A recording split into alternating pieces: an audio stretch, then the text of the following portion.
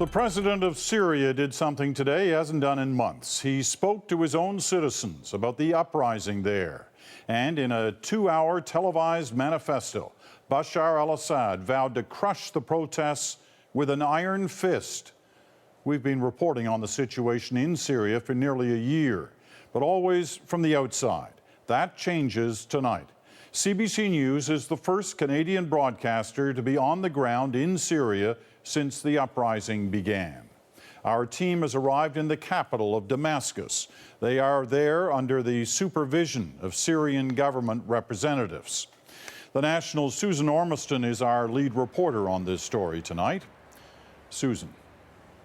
Peter, after 10 months of turmoil and thousands of deaths here, Syria's president didn't change his tactics much today. Bold and defiant. In the old city of Damascus, Syrians waited for words from their president, his first public speech since June. Listening intently as Bashar al-Assad refused to bow out or take responsibility for the thousands of Syrians dead already. Blaming instead an external conspiracy clear to everyone, he said.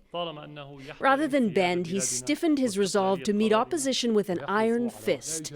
Nothing to indicate the extreme brutality ruining this country will soon end.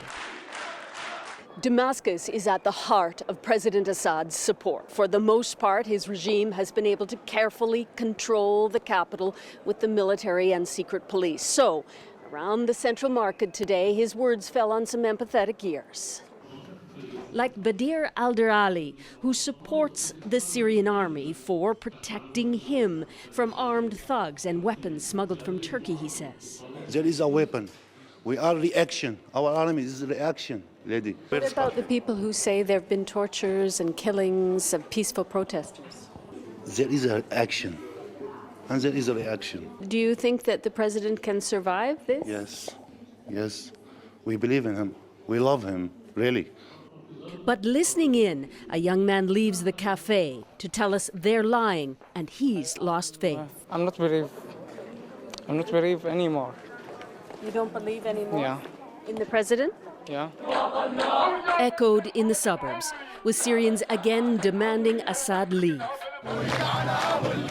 And in homes, protesters shouting, "God curse you and your speech." On speech day, more killings, at least 30, according to opposition groups.